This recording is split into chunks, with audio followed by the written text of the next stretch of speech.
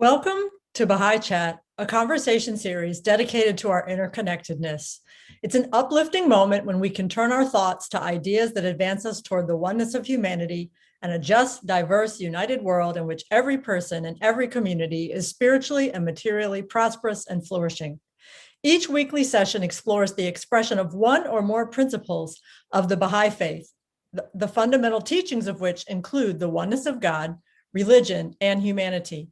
On each episode, we feature people who are putting these principles into action or whose work touches upon them in some way. Over a century and a half ago, Baha'u'llah, founder of the Baha'i faith, penned tens of thousands of prayers and tablets comprising some 500,000 words and filling 100 volumes, which have since been translated into over 800 languages. The single overriding theme in these teachings is the oneness of humanity. And recognizing the impediments to the realization of this high ideal, Baha'u'llah placed a great deal of emphasis on how to achieve the betterment of the world. Among Baha'u'llah's writings is this quote: "The remedy the world needeth in its present day afflictions can never be the same as that which a subsequent age may require. Be anxiously concerned with the needs of the age ye live in, and center your deliberations on its exigencies and requirements." At the time Baha'u'llah penned these words, a lot about the world order was in flux. Centuries of relatively predictable political and material conditions were actively yielding way to new ideas about government and polity, as well as new technological innovations. Many of these ideas and innovations can now be recognized as the dawning point of the possibility of one world consciousness and the apparatus to make it possible. The innovations of those times irretrievably catapulted humankind into a global neighborhood. Yet, I think it's fair to say that we're still experiencing the growth pains of this process. In 1995, the Baha'i international community offered a statement on the prosperity of humankind in which the following passage appeared: "Throughout the world, immense intellectual and spiritual energies are seeking expression. Energies whose gathering pressure is in direct proportion to the frustrations of recent decades. Everywhere the signs multiply that the Earth's peoples yearn for an end to conflict and to the suffering and ruin from which no land is any longer immune. These rising impulses for change must be seized upon and channeled into overcoming the remaining barriers that block realization of the age-old dream of global peace. The effort of will required for such a task cannot be summoned up merely by appeals for action against the countless ills afflicting society. It must be galvanized by a vision of human prosperity in the fullest sense of the term, an awakening to the possibilities of the spiritual and material well-being now brought within grasp. Its beneficiaries must be all of the planet's inhabitants, without distinction, without the imposition of conditions unrelated to the fundamental goals of such a reorganization of human affairs." Today's guests, all accomplished experts in the area of global governance, have given deep thought and deep consideration to how we can improve our ability to administer the affairs of a diverse and evolving humanity on a world scale. They have taken a close look at global governance institutions as they have evolved to date and analyzed how they can be made to function more effectively. Their new book, Global Governance and the Emergence of Global Institutions in the 21st Century, is a bona fide tour de force and is based on their prize-winning submission to the Global Challenges Foundation's New Shape Prize in 2017. To give you a sense of the nature of this award, I share with you this text from the Global Challenges Prize 2017 website.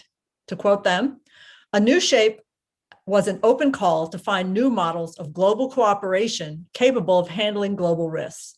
The New Shape Prize was the biggest competition of its kind, seeking improved frameworks of global governance of global catastrophic risks.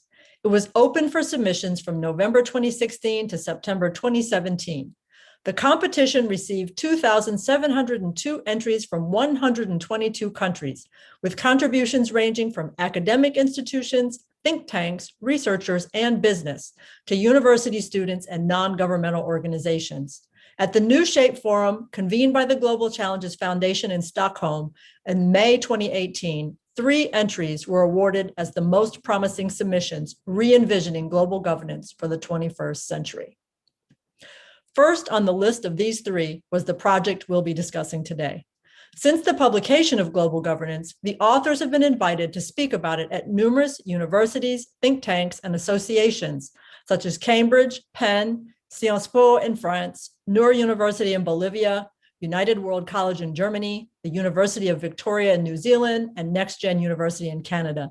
They've also presented to the Academic Council on the United Nations System, or ACANS, as well as the Center for Strategic International Studies.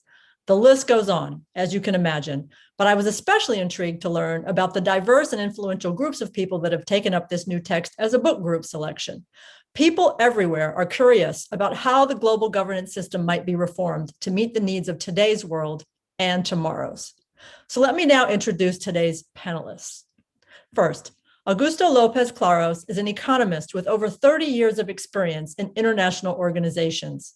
He's worked in a number of senior roles at the World Bank, where he was director of the Global Indicators Group, at the World Economic Forum, where he was chief economist, and the International Monetary Fund, which he represented Moscow during the 1990s. He's published extensively on a range of economic development topics and issues of international cooperation, and has also lectured at some of the world's leading universities, think tanks, and international organizations. He is currently the chair of the Global Governance Forum.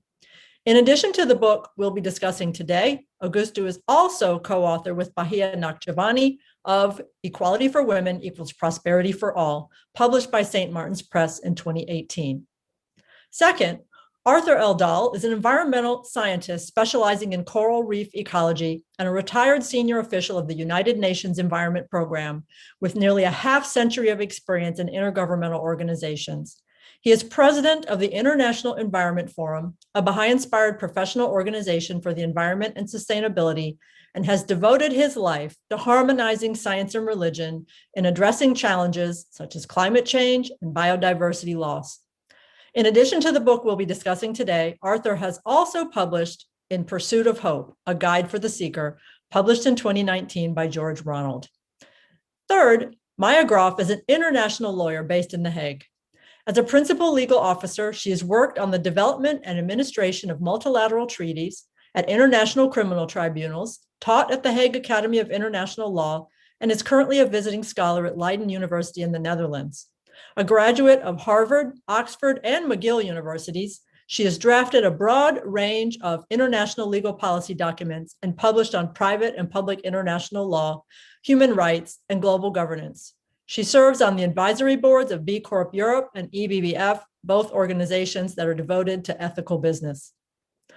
Following my initial question, just to get the ball rolling, the conversation will be picked up by my friend and frequent collaborator, Derik Smith, so I'd like to say a few words of introduction about him as well. Derik Smith is a professor in the Department of Literature at Claremont McKenna College and chair of the Intercollegiate Department of Africana Studies at the Claremont Colleges. He writes about American literary culture with a particular interest in poetry. His latest book is Robert Hayden in Verse, New Histories of African American Poetry in the Black Arts Era, published in 2018 by the University of Michigan Press. He's also published two highly regarded articles in the Journal of Baha'i Studies, 2019's Centering the Pupil of the Eye, Blackness, Modernity, and the Revelation of Baha'u'llah, and the just published New Black Power, Constructive Resilience, and the Efforts of African American Baha'is.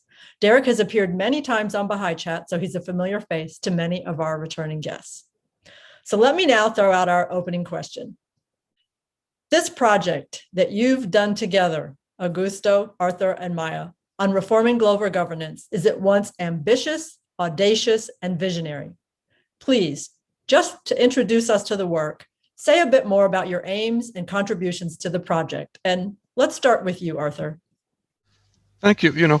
We've all, as you've heard, had years of experience in the international system from our different perspectives. And we've all seen what's wrong with the system.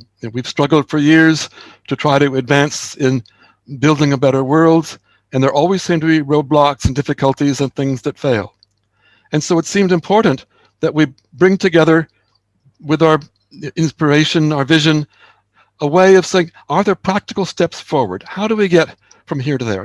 Baha'is have a vision of what was been called sort of a lesser peace, the peace that will come among the nations of the world. So can we help to show governments what they need to do to take those steps towards peace, to better society? I was raised as a Baha'i, and I've always then had this vision of an advancing civilization with a federated world government, applying unity in diversity. And so when I became a biologist, I was interested in nature. I said, how is unity and diversity expressed in nature? So I picked the most complex of all ecosystems, the coral reef, and said, I'm going to study unity and diversity on a coral reef and see what does it say about what we need for human society. And that became some inspiration, and my whole career sort of led from that, where ultimately I went from starting working just with individual seaweeds and little animals on the reef to looking at individual island countries, to all of the Pacific Islands, and then finally with the United Nations to the whole world system, applying the principles of system science, at a global level. So that was sort of my entry to the book. And, my other two co-authors will be able to share their perspective, how we sort of come together and combined our variety of experience to try to present coherent that is based on experience within the system. This is not academics looking from outside. We've lived the system for a long time, and that's another perspective that resonates better with the people trying to build this government system that we're trying to work on. Thank you. Thank you, Arthur. Maja, what would you add to this? Yes, to build on what Arthur has said, my approach to the book project has really grown out of quite a number of years of reflecting on the international system and the international legal system as an organic whole. That was an intuition I had from the very beginning my international legal practice, and then years of doing treaty negotiations with countries from every region of the world, and seeing how passionate international civil servants, judges, officials were to work together collaboratively at the international level. There was such a high degree of passion and goodwill to work together. Yet I also found that while the ideals were so clear and strong, for example, in the UN Charter and earlier treaties, and indeed in international law, we have such a strong, powerful normative framework at the moment where international peace in a way is overdetermined.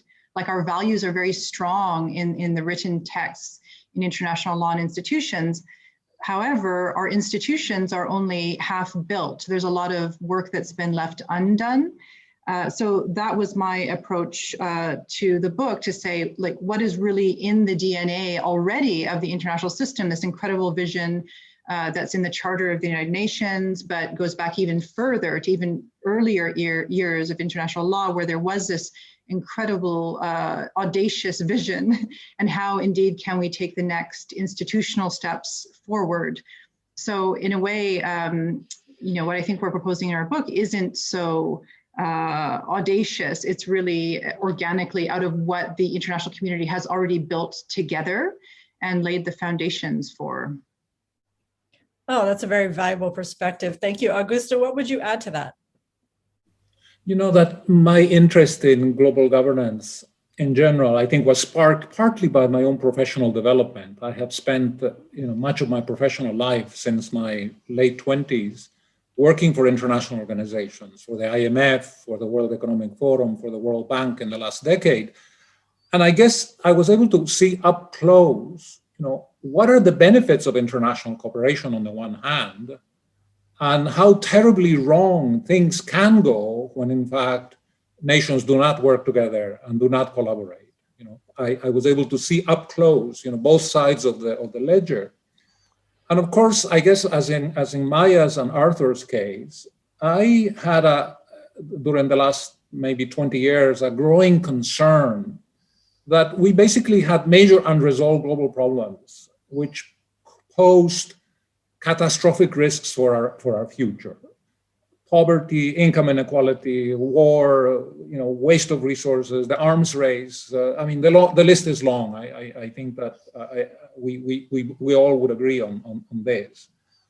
And then I was also inspired early on in my young years by a quote from Shoghi Effendi, where he says, "The fundamental cause of world unrest is our failure to adjust our system of economic and political institutions to the imperative needs of a rapidly evolving age." He said this in 1931, before even we created the United Nations. And for me, what impressed me about this statement was how relevant and how topical it remains, nearly 100 years later, as a diagnosis of what is wrong with the world today.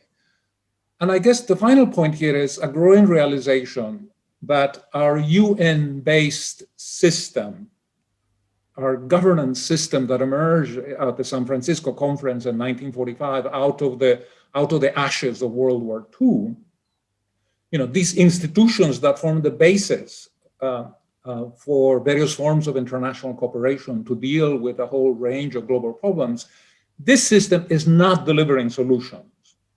And as a result of that, we risk being overwhelmed by multiple crises, and especially given our growing integration and interdependence. And I think that it was really this collection of thoughts and feelings and that ultimately led, I think, Arthur, Maja, and myself, I think I speak for them accurately here, that we needed to do something about it. We needed to come up with some solid thinking about the kinds of reforms that were needed to this existing flawed governance system to make it more fit for purpose.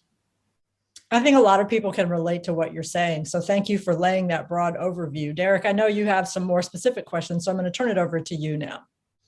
Thank you, Layli. Let me just start by thanking you for the wonderful introduction, and also saying it's just a great honor and a pleasure for me to be with the three of you here talking about this book, which is a real achievement. And when I was thinking about like ways of entering into the discussion about this book, which is so multifaceted and covers so much territory, I was thinking, well, what's an easy way for us to get into it? And I realized that given the publication date of this work, it's probably going to be seen as a book that was first published in the years or the time, or written in the time leading up to the COVID-19 global pandemic. And notably, in the preface of the book, you write that the need for reformation of global governance structures is acute because in the current international order, societies are so vulnerable to crises that may envelop the entire planet. And you mentioned the threat of global financial crisis, world war, and extreme climate change, but you also mentioned pandemic. This is before COVID-19 pandemic. And it seems to me that thus far, the COVID-19 pandemic has been significant, right? But it's still a minor global crisis. And some observers have pointed out that the next one could be much more deadly. And so I was wondering, as you've analyzed the planetary response to COVID-19, what have you learned, if anything, about global institutional framework that exists now? And what ideas from your book are essentially underscored by what we've seen with the pandemic? And would you like tweak or refine any of the recommendations or ideas based on what you've learned over the past year and a half? So I thought that would be a nice way to start us out. Augusto, would you be able to start us with that? Yes, thank you, Derik. That's a fairly comprehensive question.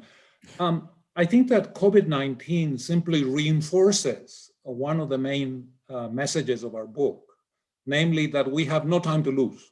Our future is at stake. The longer we wait, the more painful and costly will be the adjustments that we will need to make. Let me illustrate a little bit what I mean by this, right? And I will take the example of World War I and World War II as exemplifying the huge costs of deep-seated nationalisms, right? I think that was the lesson that we learned out of those two cataclysmic events. Abdul Baha in the Tablet of the Hague says the following. He says, God has set up no frontier between France and Germany.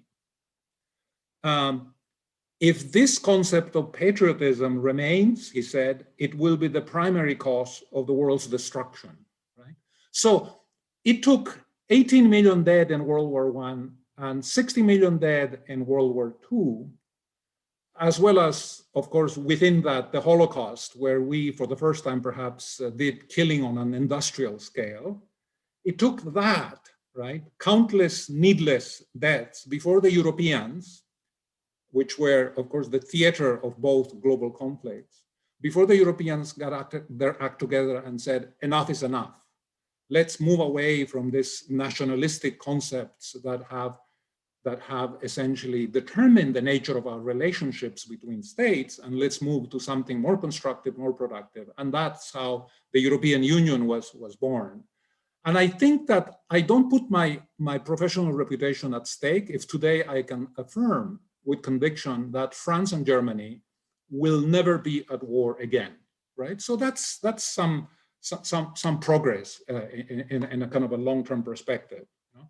Now, we seem to be at a similar moment in history today, you know, with raising patriotisms and nationalisms, except that today they're not taking place in Europe as they did in World War I and World War II, but they're taking place on a global scale, right? And I think that, unfortunately, with vastly superior military capabilities to destroy each other than we had in 1914 or than we had in 1939. A second idea to conclude that I think it comes out of our book and that is underscored by the pandemic is that we need to change our definition of security, right? When our politicians talk about security, national security, the images that come to our minds are those of military might, the ability of nations to deploy weapons and other sort of military hardware to defend one's national borders. And yet, when you look at COVID-19, let me ask you, Derik, you are a US citizen. I am now living in Europe. How useful were to you and to your fellow colleagues and citizens the fact that the United States has thousands of nuclear weapons and very highly sophisticated military hardware? In the middle of a pandemic, they were totally useless, right? And so it seems to me, and this is a message that comes out of our book, that we need to redefine human security in terms of human welfare. Maybe in the future, security means having adequate health infrastructures. Maybe it means an economy that is able to provide dignified employment to people, a safety net that protects people during a time of a pandemic or in other unforeseen events. Maybe security should mean adequate levels of nutrition, literacy, if we're talking about the broader world, the developing world, Africa, Sub-Saharan Africa, Latin America, and so on, right? And so for me, I think that this is one of the important implicit lessons that is embedded in our book. Wonderful. Thank you so much, Augusto. And it's a fascinating project because each of you has your own perspective, and so I'm eager to hear Maja, what you have to say on that same issue about the learnings from the pandemic.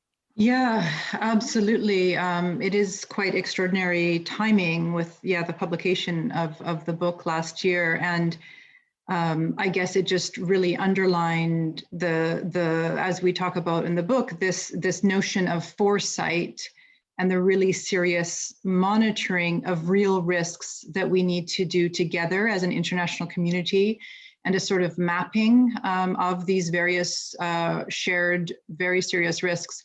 I just would mention in that respect an author I've been really inspired by recently, an Australian philosopher, Toby Ord, who has talked about the set of what he sees as a key existential risks to humanity, including climate change, including pandemics, and of course the next pandemics, but also AI, artificial intelligence, asteroids. There's also, of course, a set of natural risks that confront all of humanity.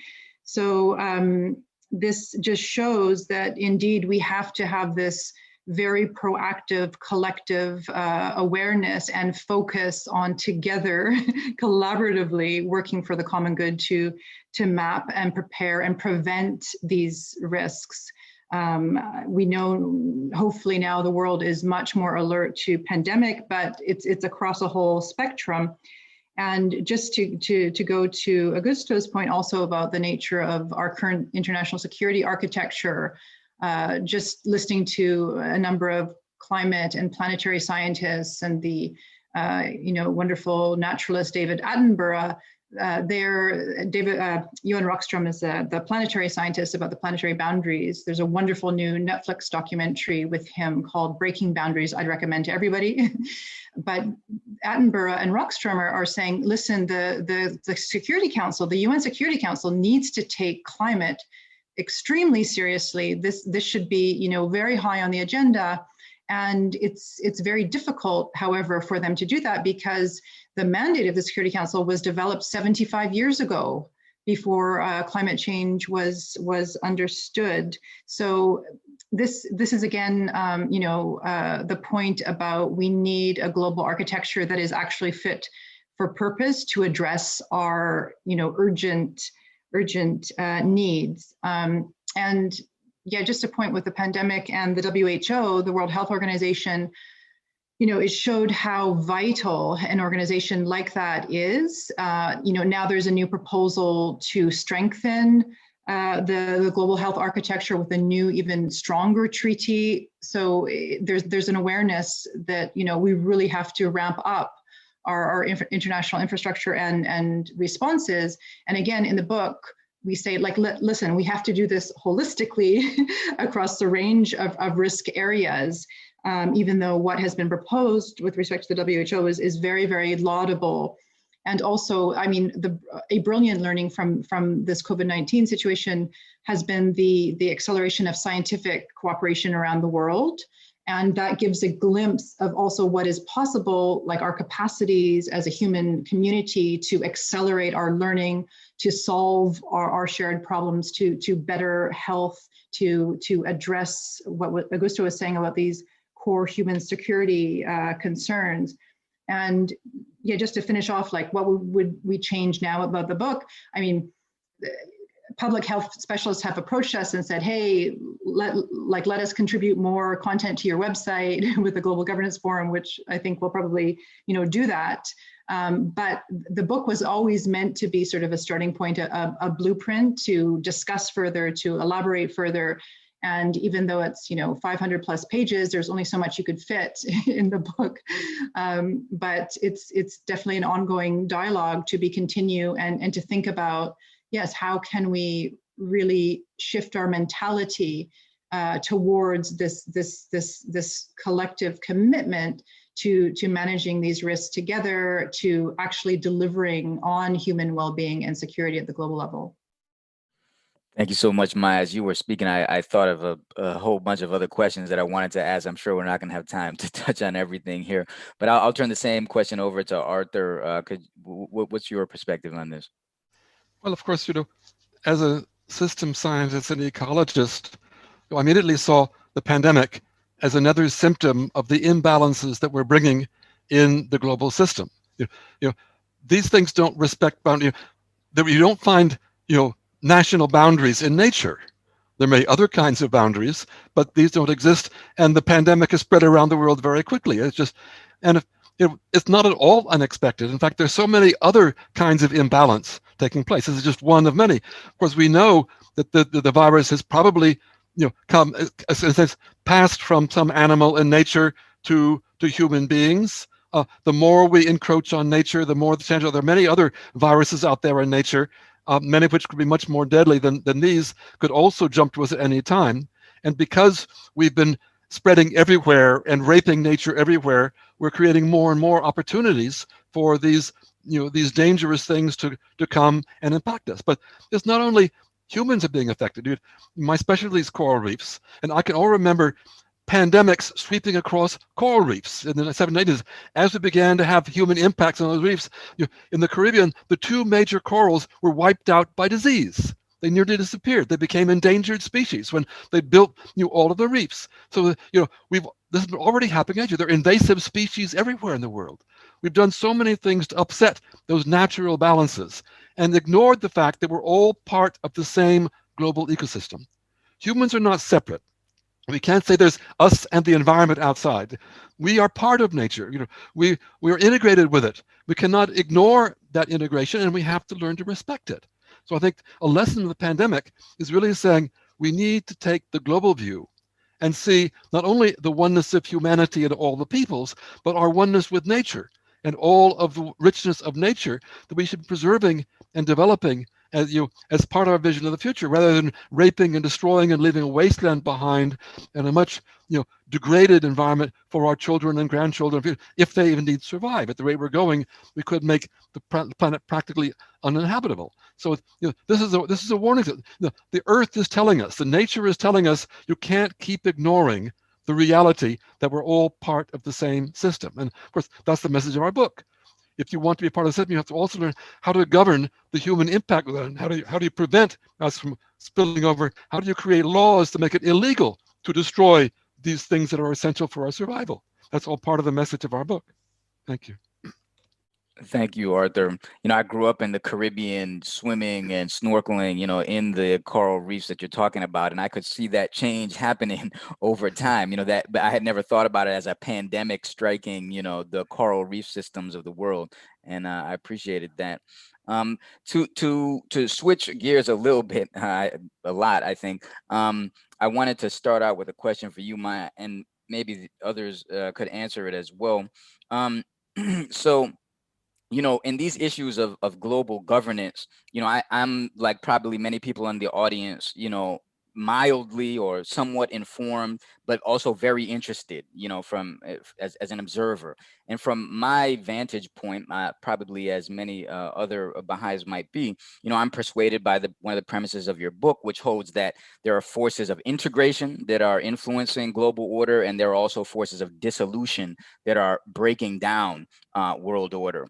And I want to hold up that premise on the one hand, but bring up another reality that seems apparent from my perspective. And it seems to me that China is going to have a lot to say about the future of global order. And, for various reasons that should be apparent to everyone, I think. But one of the signs that y'all point out in your book is it's just a short footnote. You note that, China, in its capacity as a permanent member on the UN Security Council, is beginning to use its veto power more and more and more. And I think that's just one sign among many that China is increasingly asserting itself on the global stage. And from my perspective, from one perspective that I hold, right, I mean, this seems logical and fair to me, right, because China has the world's largest population. They have the most people. They should have the most say, in a democratic order in some ways, right? And they're, surely going to have the largest economy very soon, right? But from another perspective, and one that's frequently represented in U.S. discourse, what we see is China represented as a threat to global order, right? And it seems to me, as a non-expert in the American context, that my thinking is a lot of times being informed or influenced by media sources that are not really that objective when it comes to China. And so I'm wondering if you could help me. This is a very kind of personal question, and others think about how China, in particular, influences these forces of integration and dissolution that we see happening in the world today. Maja, if could you respond to that one first? Yeah, absolutely. And yeah, it's a very multifaceted question. And yeah, a couple of points. Firstly, I'd love to make a point about how our collective, really it's a global collective culture that we seem to have, and our discourses in probably most countries or almost all countries still seems to be dominant about, superpowers, the necessity of superpowers or great powers in the world. This paradigm of power over or dominance, or if a country is strong, then of course it will want to dominate, countries wanting to be the best country. And I would say that this is sort of like a dysfunctional culture for so many reasons, that if one steps back, you could reflect on why it's so dysfunctional. And I mean this across the international community. So, this expectation of power contests or countries wanting to be the best country. I mean, these aren't sort of healthy, mature cultures. We wouldn't accept it in a family or a community. So I think, like, in terms of the disintegration, integration, I think these are sort of old norms that need to be outgoing. And the UN Security Council was designed with this, partially with this great power kind of mentality about power based on military and economic might, but primarily military, which is an older paradigm, which does not, it's very uneasily, interlaced with, a rule of law order, with which the Charter also tries to establish. So, and in our book, we talk about what is this new paradigm, this new fair, transparent paradigm for the UN Security Council, for an enhanced legislative body within the UN. And Augusto can maybe speak to the formula for balancing out all the various countries, including China, which wouldn't say that China is dominant in any way, like all countries would be represented. But Augusto can share the formula perhaps a bit more. But the sort of the new integrated perspective, I would say, which you see more and more. I think in diplomacy, in this passion and in this commitment to international cooperation, and as Augusto was saying, like enough policymakers know how terrible things can get if you don't cooperate internationally. So there is a growing wisdom and integration and wonderful projects. The one I'll just name called The Good Country. And that's trying to evaluate every country in the world about how much they contribute to the international community, like a very pro-social, what is a country doing for the world? Are they a responsible actor on the international stage? And this is magnificent. This is every country in the world should be thinking absolutely in this way, no matter how much, how many resources or types of power. And so when you think about China, like China is an incredible country, number of people, of course, but diversity, cultural diversity, history, also these extraordinary, recent accomplishments economically and logistically. Like it's a country that has like unbelievable kind of things to give to the international community, as every country does. And even a small country can also make extraordinary contributions, like the Marshall Islands leading up to the negotiation of the Paris Agreement in 2015.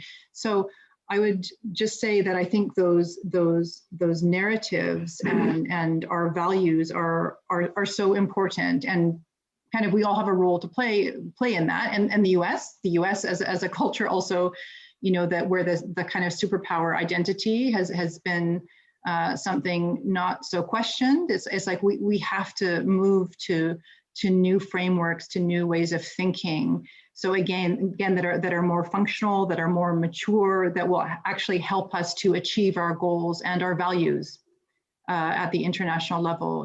Human rights, rule of law, peace, peaceful coexistence, respect for cultural diversity, et cetera, et cetera.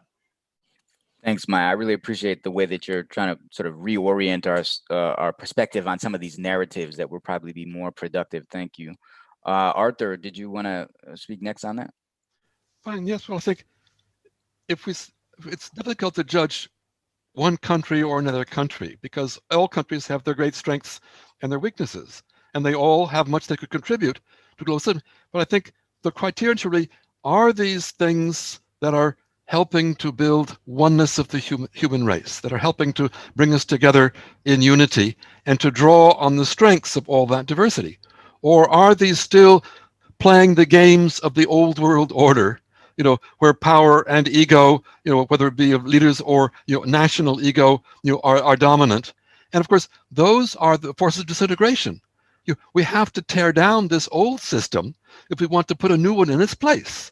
And I think there's even the analogy, all right, you have to roll up the old carpet, we want to put out a new carpet. And so I think, when we see when countries are playing these old games of national sovereignty and economic domination and exploitation, they're all equally guilty. What's interesting, perhaps, I think the American reaction would partly be because America is at the extreme of individualism. The individual counts for everything, individual freedom and so on. Whereas the Oriental cultures are much more collective, doing together, whether it be Japan or China. You don't stand out as an individual, you're together as a family, as a community. And those are also important values. We need to learn the strengths of that. But they need to be used in support of building greater unity, and not, there are some things I've, for instance, I don't know how people know that China has been buying up millions and millions of acres of land in Africa and importing Chinese laborers to farm them to produce food for China. It's not feeding the Africans, but it's, so they're the things they do at home, things they do abroad, they don't always apply the same values in different places. And all these great powers have been playing the game of economic domination, which is again this game with water. But the economy itself is part of our problem. We have to change it fundamentally. It shouldn't be looking at profit or how much wealth can you accumulate, how big is your GDP. GDP doesn't measure human well-being. You have auto accidents, go to the hospital, that raises GDP because it's just how much money is flowing to the economy. So we need an economy that's much more altruistic and cooperative, that is, that eliminates poverty in the world, that creates employment for everybody. So that's a more collective view. It's not just the individual view. So we need to balance these values. The values of the rich Chinese culture, the values of elements of American culture are all part of the diversity as we try to find a better path forward that can meet all of our needs all around the world. Thank you. Thank you, Arthur. Augusto, you want to help us here? Yes, let me bring a little bit of sort of quantification to this very useful discussion on China. And I will begin by sharing with you just a couple of pieces of data. In the jargon of the international financial institutions like the IMF and the World Bank, there is a concept called the Advanced Economies, right? And this is a club of essentially the US and Canada, the European Union, Japan, Australia, New Zealand. It's the sort of the high income part of the world.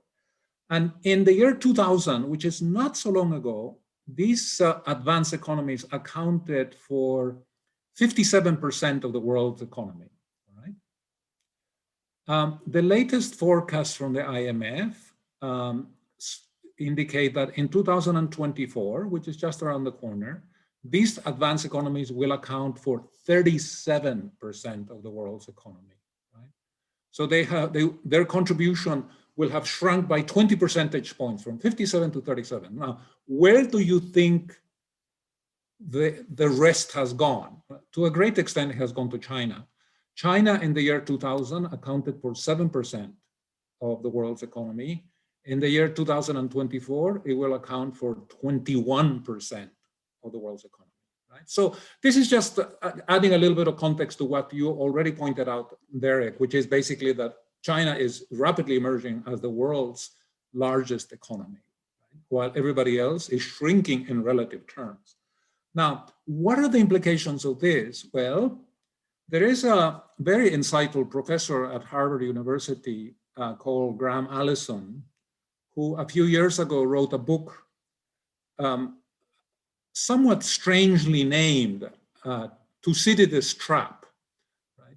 And he basically explains what happened in Greece a long, long time ago. And I just quote a sentence from that book. He said, "It was the rise of Athens and the fear that this instilled in Sparta that made war inevitable." And then he goes on to analyze, something like 20 episodes of a moment in history when one rising power basically replaces the prevailing power, and how in 2/3 of those some 20 cases, the result was war.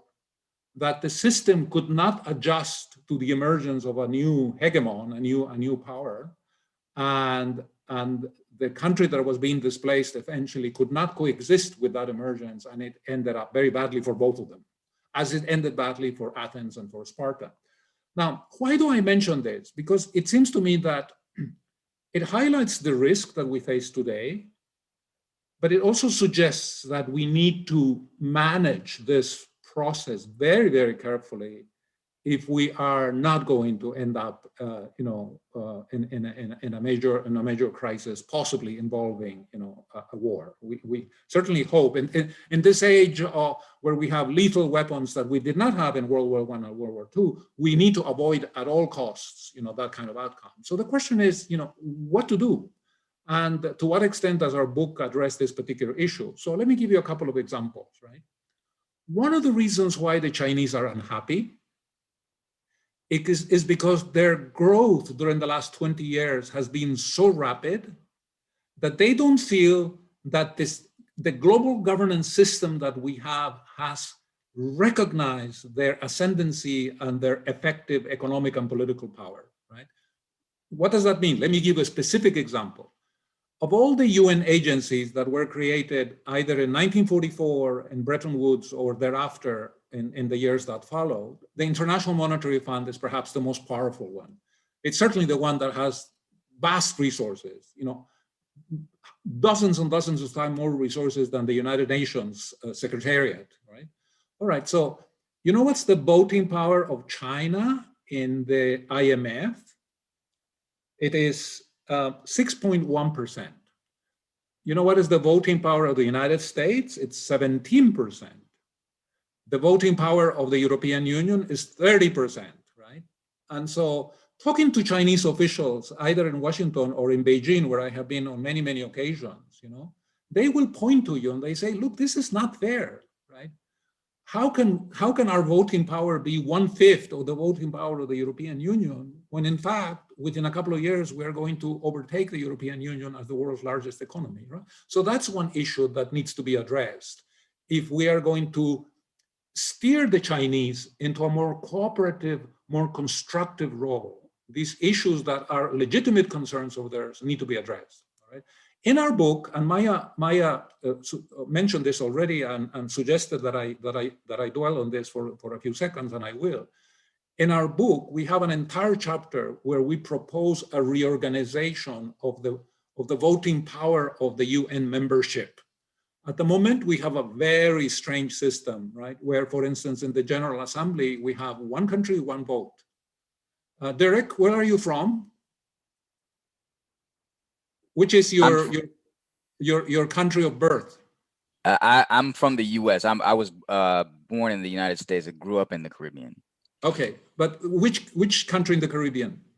It's actually a territory of the United States, the Virgin Islands. All right, fine. Bad question on my part. All right, close to Antigua. Close to Antigua. Let's pretend. All right, let's pretend that you were born in Palau, right? The population of Palau happens to be 12,000 people, right? The population of China is 1.4 billion. Both countries have equal voting power in the General Assembly. You ask me, is that fair? Is that logical? Is that rational? Not under any sort of rational scheme, right? So in the book, we have a proposal which basically reallocates the voting power within the organization as a function of population, as a function of economic size, and we give each country a membership share to boost the voting power of the smaller nations, the small islands in the Pacific and the Caribbean, and other nations that don't have populations of 1 billion people and so on. Right? And when you do this, guess which country in the world has the highest voting power? China, at 12%. Guess what is the voting power of the United States? 8.3%, right? And this is in reflection of this changing realities of what has happened, in the last several decades.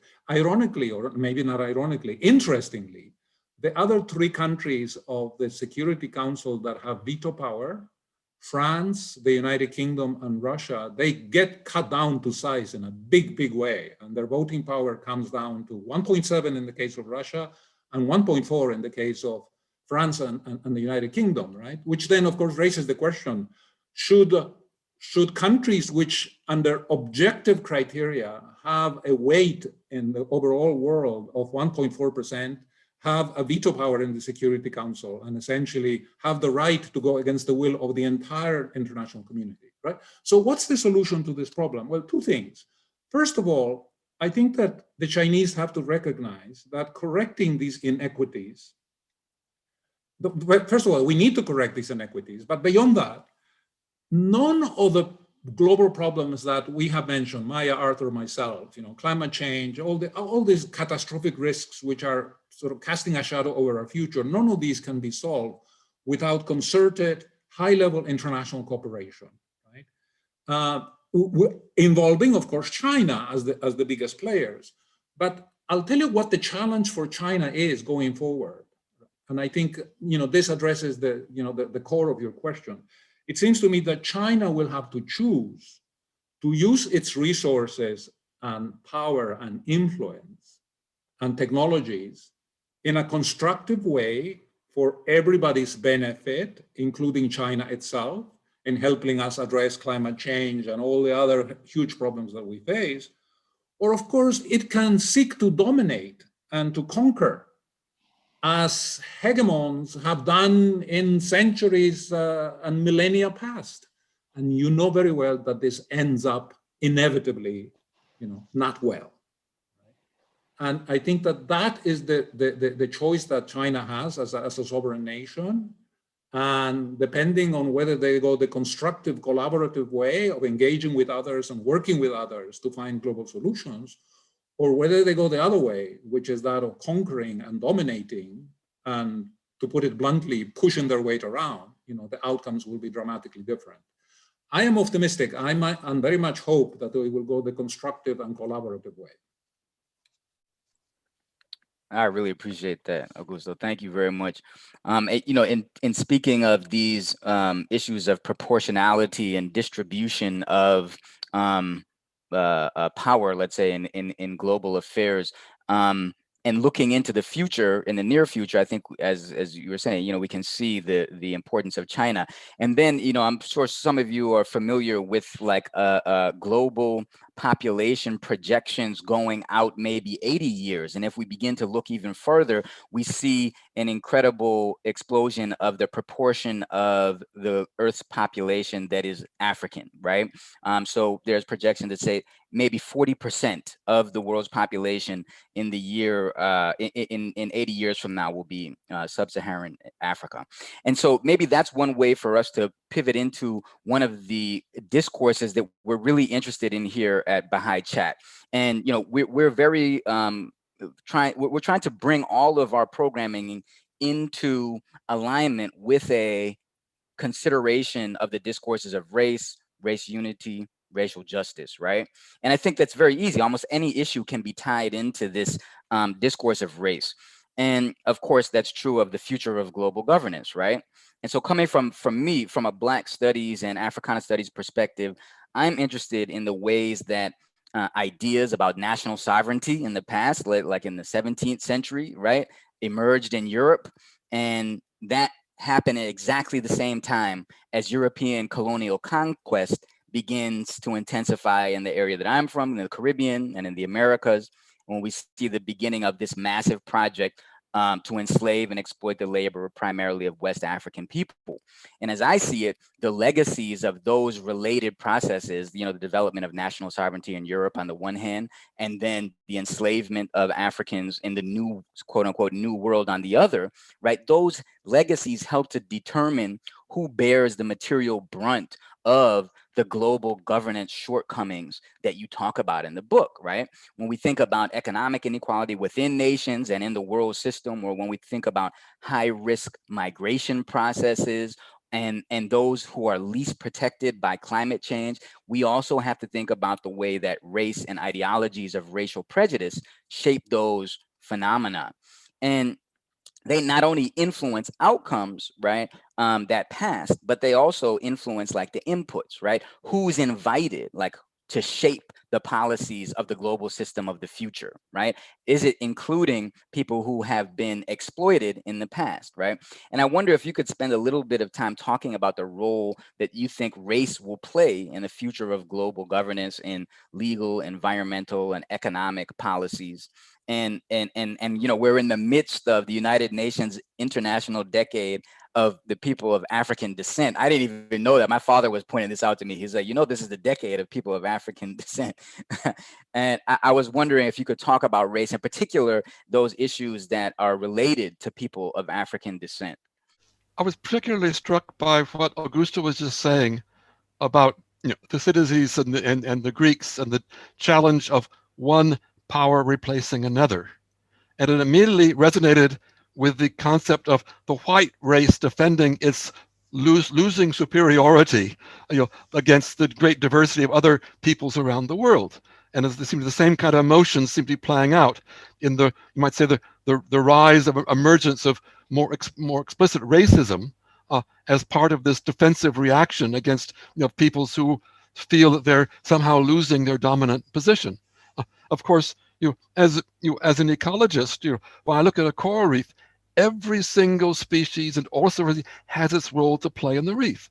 The more diversity you have, the richer the ecosystem can become. The more each of them they help each other and contribute in some way. And therefore, the diversity of the human race in all its diversity is a fantastic resource for the future. It's our great wealth.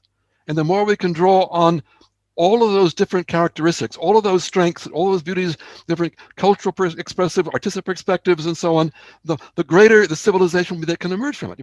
I was involved more in the Pacific Islands, defending the Pacific Island peoples, some of the smallest, micro communities, but also with enormous diversity and wisdom about nature, managing the environment, and so on. And it's the same with the peoples of Africa. There are enormous resources there that we need to build an effective world civilization. So we have to get away from this European colonial past, which is founded in the same values as the economy of profits over people and us versus them and scapegoats to attract attention from the exploitation you're doing at home. This is all a package of values, whether it be colonial or the modern Western materialist values that degrade human beings in general, regardless of their race, as simply instruments to be exploited, workers to be used and thrown away, and so on. And of course, that led to slavery and all of the terrible things that came from that.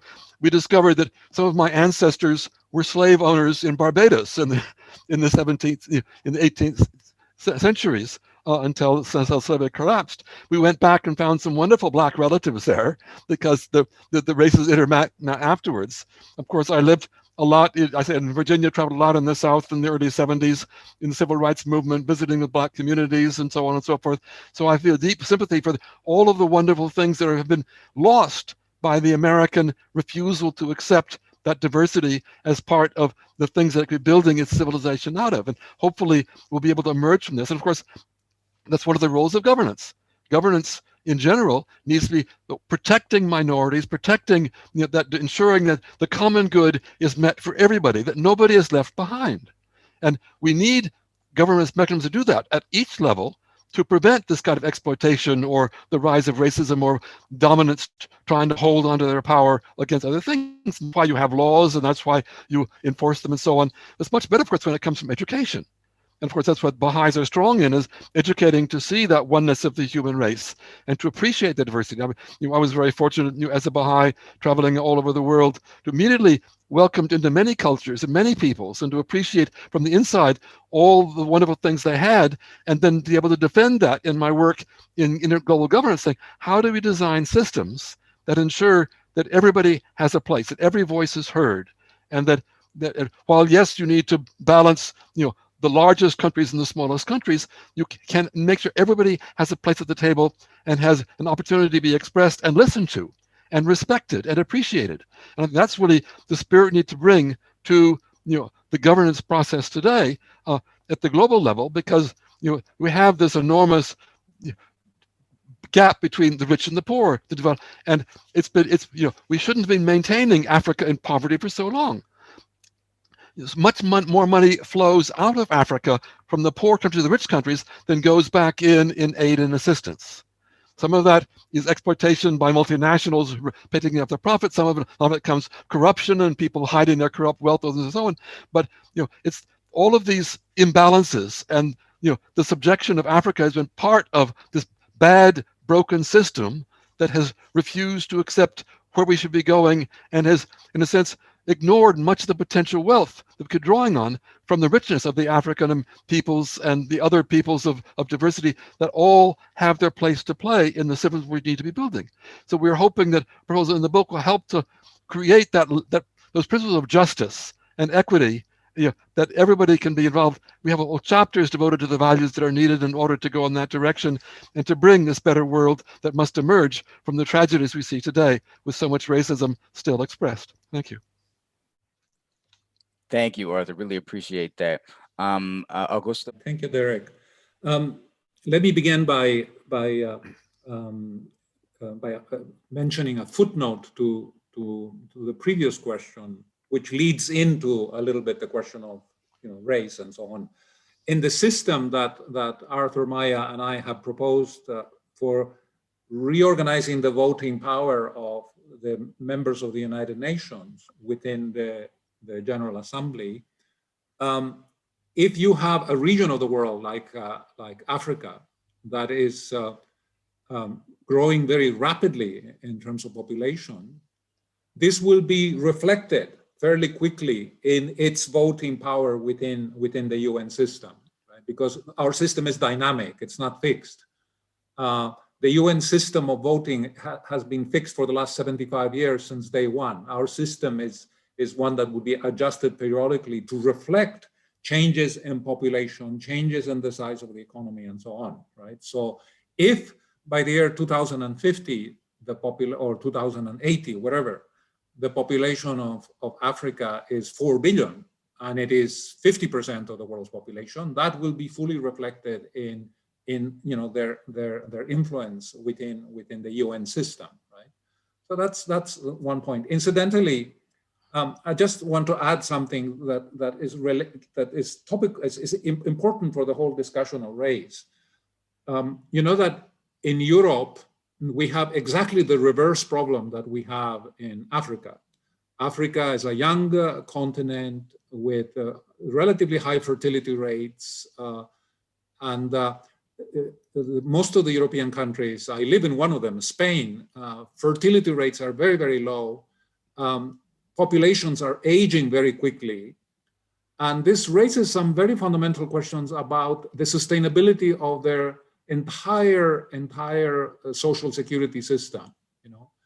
The only way in which they will be able to pay their pensions and provide the services which now they offer will be if there is some kind of shock to the system, some fundamental change. So I would not be surprised if, in fact, one part of the solution to the European problem is actually allowing migration from other parts of the world that have young populations, ready to start working and contributing to these pension systems. And of course, Africa is very, very near to Europe, right?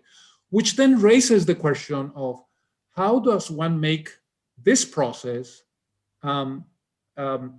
constructive, peaceful, evolutionary, that makes people feel comfortable instead of what is happening very often today, which is basically you shut down your borders because you are concerned about migratory flows of people that look different than you look, right? Which brings me to my main point, and here I want to be brief. Whenever we talk about race, I'm reminded of an interview given at the beginning of this century by the American scientist Craig Ventier, who headed the team in the United States that completed the mapping of the human genome. And in this interview and in other press reports about the interview, he basically makes a very vital point. He says that we have a common origin. We meaning the human family. We originally migrated out of Africa.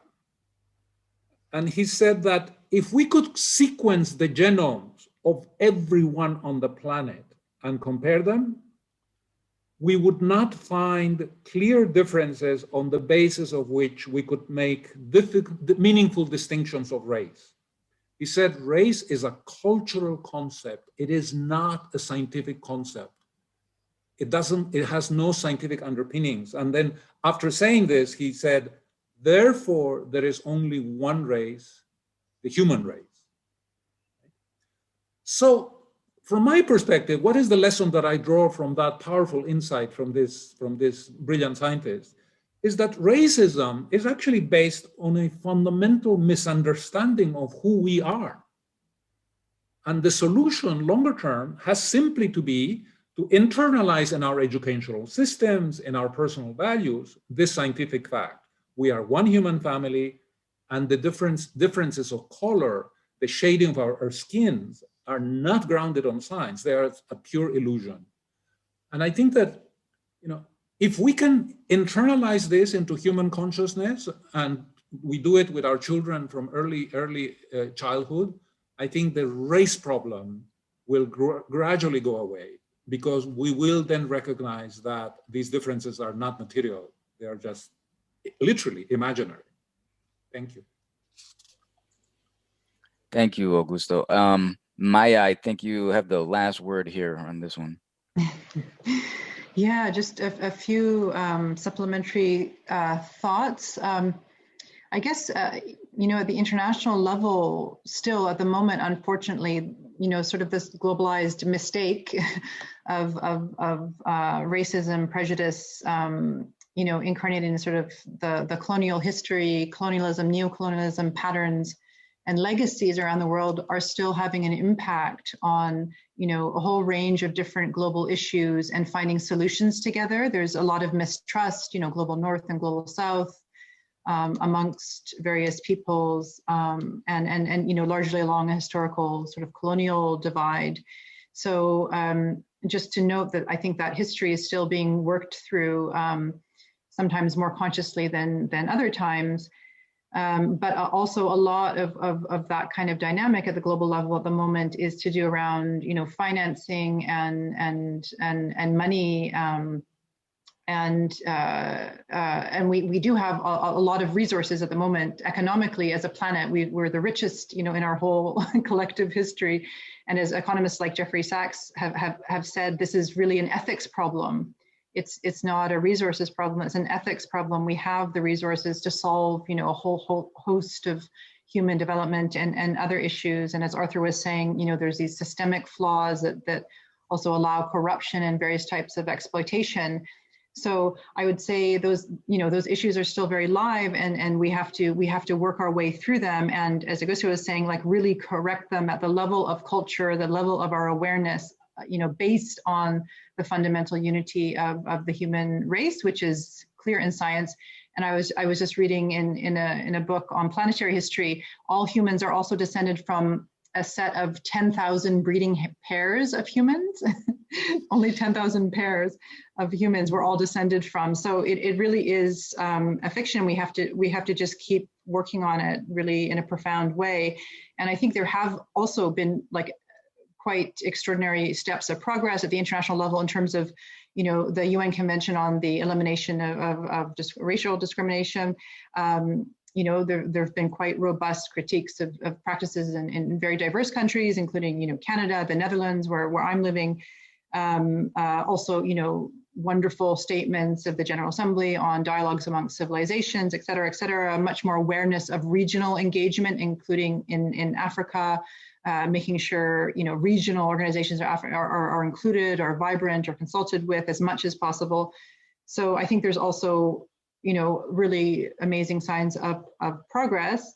And just also a point about the important work and dialogues you're doing in the US. If I recall correctly, in the Baha'i writings, you know, the achievement of racial unity, race unity in the US is basically, you know, a condition to help bring peace in the world. It's connected very strongly, and this is incredible. This is really wonderful to kind of if we can heal these false divisions, and then as Arthur was saying also about this, like the blocking of talent with all these different prejudices. But you also find these sort of ethnic prejudices all around the world. You know, one ethnic group in a country doesn't like the other one, or the neighboring country. So it's sort of we have to really work hard to find new appreciation for each other and celebration, and work mature past these very damaging mistakes, basically. I just wanted to thank all three of you for responding to these questions with such you know, depth and consideration. I really appreciate, you know, just hearing your perspectives on this, and the way that all of these issues are illuminated in your work is I just think a great benefit to all. Thank you for your generosity here.